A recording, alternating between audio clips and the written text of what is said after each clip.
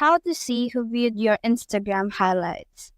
Now, the first thing to do is to go to your profile. When you click on our highlights right here, we can't really see the activity or who viewed this Instagram highlight specifically.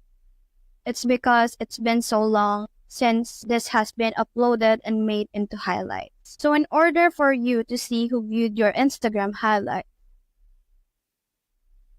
you have to add a new story that you can add to highlights right here. You click on that, then add it to highlights so that you can monitor who viewed your activity, who viewed your highlights on the recent time.